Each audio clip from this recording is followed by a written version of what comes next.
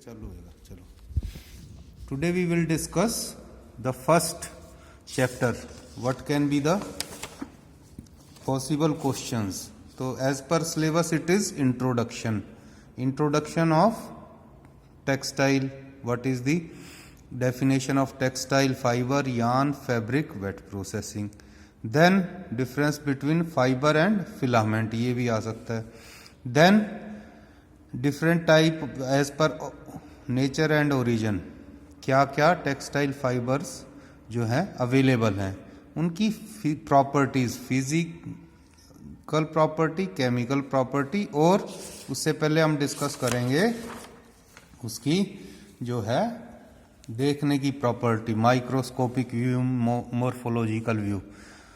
तो this was the first chapter, what is importance of textile, means where it can be used other than fabrics, जो हम कपड़े पहनते हैं, shirt, pant, suit, जो भी inner garments, babies wear, children, man women wear, फिर घर के अंदर यूज करते हैं, लेटर से कि कोई भी फर्निशिंग में, सोफे कवर पे है, कर्टन्स में यूज में आ रहे हैं, मैट में आ रहे हैं, उसके अलावा व्हाट आर द यूजेस। तो फूड इंडस्ट्री में यूज आता है ये, कोई भी कॉफी कप, जो फिल्टर बैग है, टी का बैग है, इस तरह से जो प्रोटेक्टिव क्लोथिंग है, कोई भी पेस्टिसाइड से बचाने के लिए, तो फूड के अंदर में यूज आता है। बिल्डिंग कंस्ट्रक्शन में, स्पेशली हाईवेज के अंदर में, ठीक है, इसके अंदर में यूज करते हैं, रूफ में मटेरियल डाल दिया, वायर की कवर में, वॉल की कवर में, ये पूरे स्ट्रेंथ वाले हमारे जो है फाइबर और धागे होते हैं। ट्रांसपोर्टेशन में, टायर्स के अंदर जो है ये डाला जाता है, टायर के अंदर आपको मिलेंगे धागे होते हैं बड़े स्ट्रेंथ वाले, ठीक है, ये इनके नाम हैं। उसके बाद में इंटीरियर व्हीकल का बन गया, ट्रांसपोर्टेशन में आप कहोगे एरोप्लेन का बन गया, इस तरह से। फिर हेल्थ के अंदर हमारे फिर दूसरे तरह के धागे या यार्न या फाइबर होते हैं जो डिजोल्व हो जाते हैं 6-7 दिन में, उसी से अंदर टाँके लगा दिए जाते हैं। डायलिसिस कर रहे हैं तो उसमें जो छानने का काम है, मतलब ये नॉन वूवन करता है छानने का काम। जैसे ट्रांसपोर्टेशन में भी आपका एयर फिल्टर है, ऑयल फिल्टर है, जो फिल्टर हैं वो सारे हमारे इससे ही बने होते हैं। प्रोटेक्टिव क्लोथिंग, जैसे कि बुलेट प्रूफ, जैसे कि फायर फाइटर्स यूज करते हैं against fire fighting, astronauts use करते हैं, स्पोर्ट्स प्लेयर के लिए एक अलग तरह की वियरिंग आती है, हेलमेट्स है, इसके नीचे लगता है हेलमेट्स के। फिर एक्स्ट्रा हम खेलते हैं, जैसे स्पोर्ट्स खेलते हैं, कोई भी है, हॉकी स्टिक है, उसके ऊपर धागा लिपटा होता है, फिश की रॉड है, फिशिंग के लिए है, गोल्फ खेलते हैं, टेनिस का रैकेट है, ये सब है। दीज आर फिर टूथब्रश, टूथपेस्ट, हेयर ब्रश वगैरह जो भी हैं दांतों का, ये अदर यूजेस हैं, पर इसमें से कोई क्वेश्चन नहीं आएगा। तो ये this is just for information, तो कोई क्वेश्चन नहीं आएगा। Question normally what is textile भी नहीं आएगा, it can come, but what it is, textile denotes fibre, fibre can be spun into yarn, यानी फाइबर रेशा धागा में बन सकता है और धागा फैब्रिक में।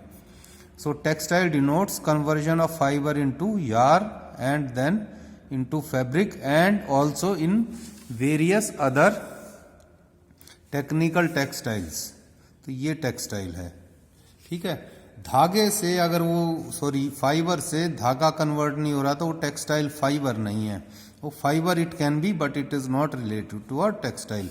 वो धागे में कन्वर्ट होना चाहिए या फाइबर को हम डायरेक्टली फैब्रिक की फॉर्म में यूज कर सकें। तो इसमें भी ये कोई डेफिनेशन है आएगी नहीं, तो फर्स्ट पेज जो है इसमें से कुछ आएगा नहीं, बस पढ़ने के लिए है। तो टेक्सटाइल का हो गया, this is definition of textile. Technology means उसकी art and science, art and science, ठीक है, किस चीज की, फाइबर की, फैब्रिक की। कैसे बनती है ऐसे, art and science that includes mechanism, कौन कौन सी मशीन चलती है, कैसे कंस्ट्रक्ट होता है, कैसे वो एक्चुअल में बनता है। Mechanism, construction, description, practice and commercial use, ये रहा। तो textile denotes arts and science, जो था ना fibre to fabric, art and science of fibre to fabric including mechanism having commercial value, having मतलब होनी चाहिए, ₹2 कमा के दे। अब पहला क्वेश्चन जो नॉर्मली आ सकता है, व्हाट इज फाइबर और टेक्सटाइल फाइबर, ये फर्स्ट क्वेश्चन है, 1 नंबर का आ गया, 2 नंबर का आ गया, ठीक है। Now what is fibre? Fibre is that is several 100 times longer than it's width, width यानी फाइननेस, पतलेपन से। जैसे ये पेंसिल है, ये इसकी मोटाई होगी, पेंसिल की लंबाई, तो रेशियो ऑफ लंबाई टू थिकनेस, इससे ठीक है 1 लाख टाइम्स बिल्कुल पतला होता है फाइबर। तो पहला क्वेश्चन ये बनता है, what is fibre? It is several 100 times, maybe 500 times, 5000 time longer than its fineness, and it can be spun into yarn, धागा बना सके वो fibre, then it is called as textile fibre. इसकी minimum property क्या होनी चाहिए? इसकी minimum length कम से कम भी इतनी 5 mm लेंथ होनी चाहिए उस फाइबर की, इससे बड़ा ही होना चाहिए। प्लायबिलिटी, कोहेसिवनेस और स्ट्रेंथ होनी चाहिए, कुछ ना कुछ उसमें जान होनी चाहिए, आपस में लिपट के बनाने की क्षमता होनी चाहिए। बाकी ये अदर प्रॉपर्टीज हैं। तो डेफिनेशन ऑफ फाइबर, ये फर्स्ट क्वेश्चन बनता है जो आएगा ही आएगा, कभी भी आ सकता है, ठीक है। Then what is difference between fibre and filament? Fibre छोटे छोटे इतने इतने साइज के होंगे, 1 inch, 2 inch, 4 inch, 5 inch, 6 inch. Filament बिल्कुल उस फाइबर को मान के चलो, इफ यू थिंक कि fibre is several 100 kilometres, 1000 metres long, ठीक है, 200 मीटर है, 400 मीटर है, 1 किलोमीटर है, 5 किलोमीटर है, then it is called as filament, ठीक है। तो जो हम मैन मेड अपने आप बनाते हैं तो सारे खूब लंबे लंबे ही फाइबर बनते हैं शुरू में, तो यानी वो फिलामेंट बनते हैं। और नेचुरल में सिल्क है, सिल्क का जो कोकून से बनाते हैं वो खूब लंबा सा होता है, उसे खोलते हैं तो सिल्क और मैन मेड फाइबर्स, ये नॉर्मली फिलामेंट बनाते हैं। फिर मैन मेड फाइबर को हम कट कर लेंगे, इतने इतने पोर्शन में बनता जाएगा, काटते जाएंगे, तो वो फाइबर बन जाएगा। फिलामेंट को काटने से फाइबर बन जाता है। ये फर्स्ट क्वेश्चन है, what is fibre, what is filament, what is difference between fibre and filament? It is about minimum 5 mm long to several inches long, कुछ इंचेस तक लंबा होता है, ये कई किलोमीटर तक लंबा होता है। इसके एग्जाम्पल है जो भी हम पढ़ेंगे, कॉटन है, ठीक है, वूल है, आगे जो भी पढ़ते जाएंगे वो सारे इसके एग्जाम्पल हैं, एक्सेप्ट सिल्क इसका एग्जाम्पल है और मैन मेड फाइबर इसका एग्जाम्पल है, बाकी नेचुरल फाइबर इसके हैं, नीचे देखेंगे। दूसरा क्वेश्चन जो बनता है इंपॉर्टेंट, ये आ ही जाता है, करीब 10 नंबर का भी आ जाता है। Classify textile fibre as per nature and origin, यानी कैसे, कहाँ से वो आता है, कहाँ से आएगा? 2 ही तरीके के हैं, या तो नेचुरली हमें मिलता है, या हम बनाते हैं।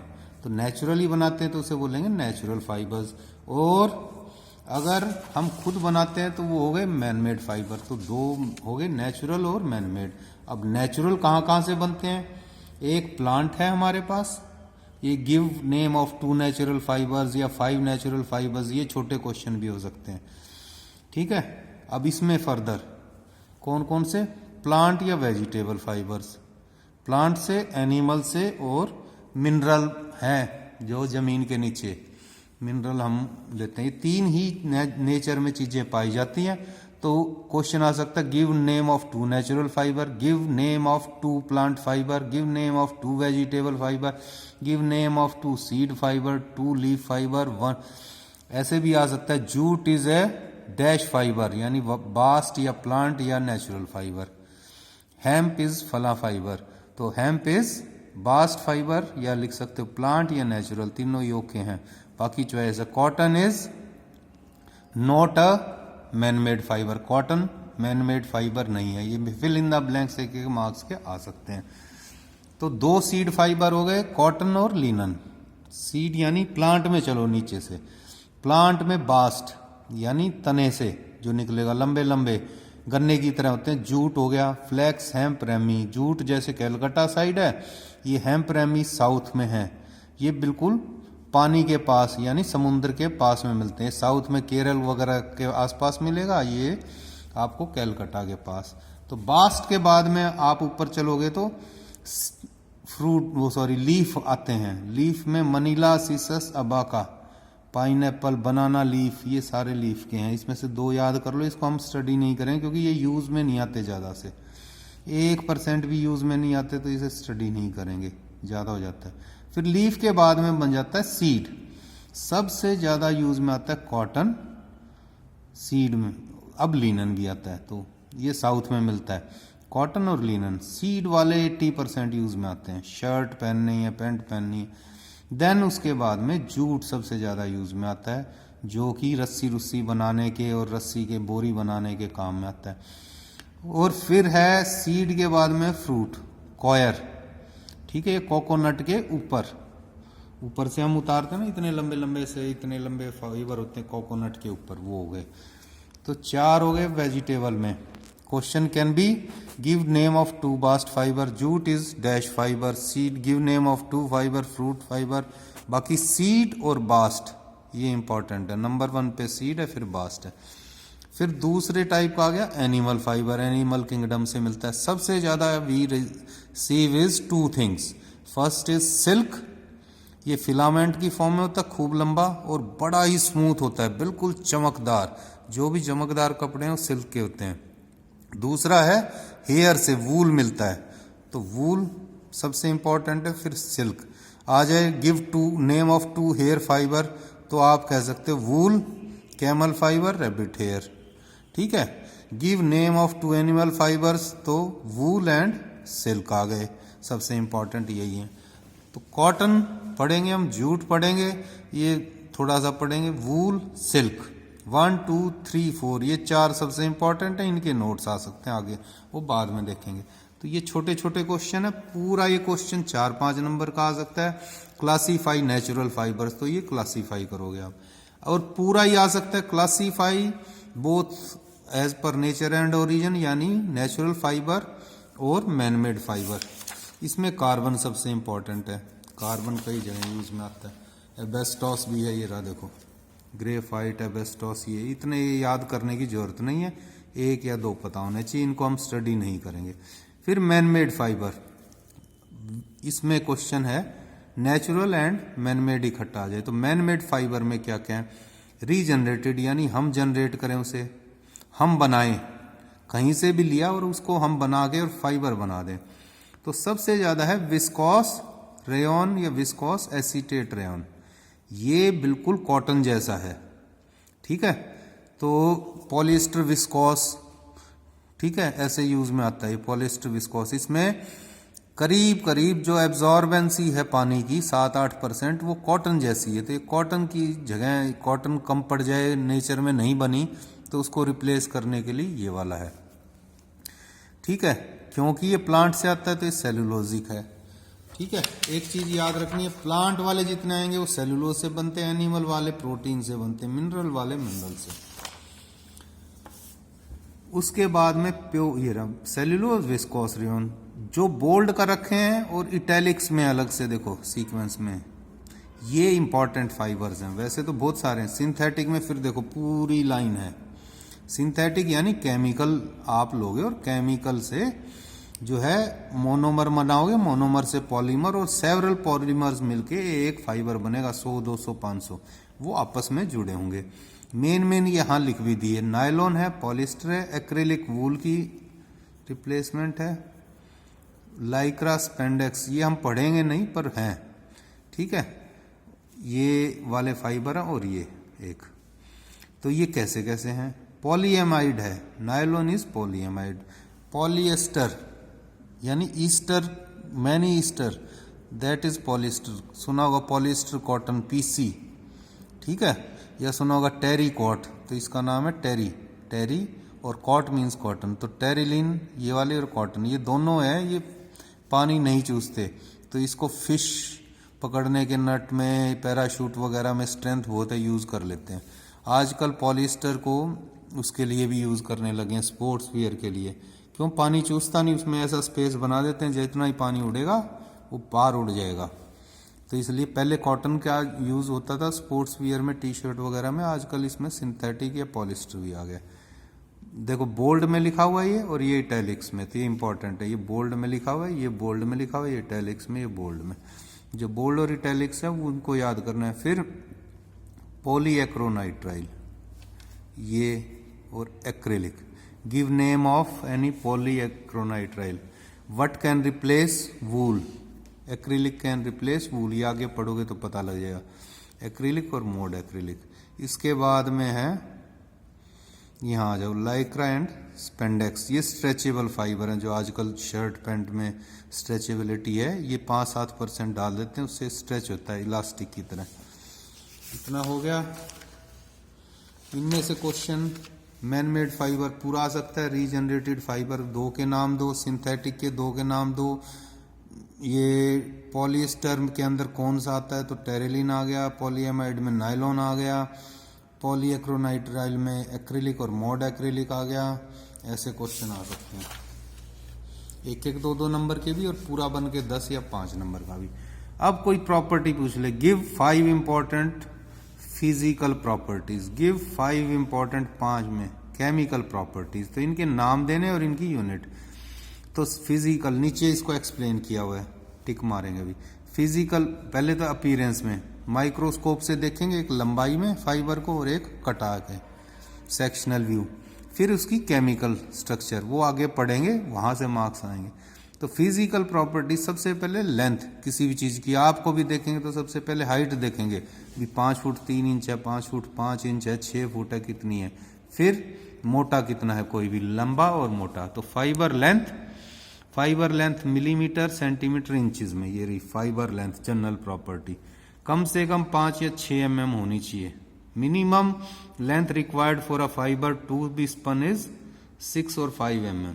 फिर मोटापा थिन माइक्रोमीटर में, यानी माइक्रो मतलब है 10⁻⁻6 मीटर, यानी मिलीमीटर में 10⁻5, यानी 1000 ऑफ अ मिलीमीटर में 5 मिलीमीटर, 5/1000 मिलीमीटर, 6/1000 मिलीमीटर, 10/1000 मिलीमीटर.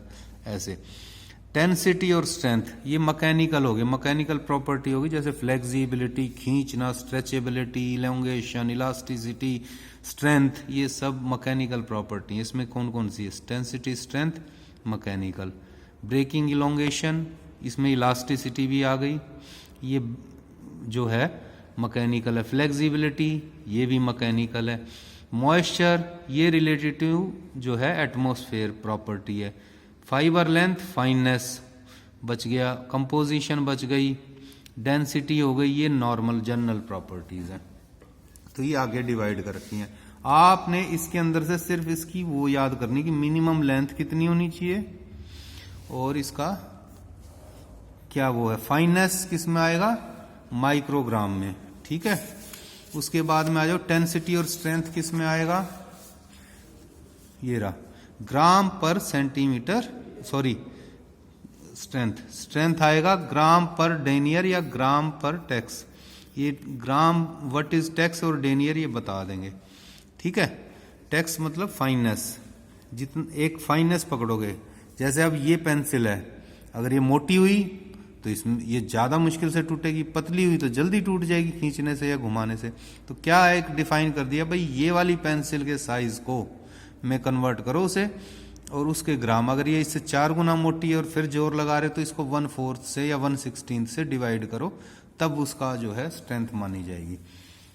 उसके बाद में डेंसिटी स्पेसिफिक ग्रेविटी. डेंसिटी होती है किसी भी एरिया में कितना वेट है. जैसे दूध है, दूध के अंदर पानी है, पानी में कोई चीजें डूब जाती हैं, वो ज्यादा हैवी होती हैं, कुछ तैरने लग जाती हैं, वो आएगा ग्राम पर सेंटीमीटर क्यूब में हमारे यहाँ.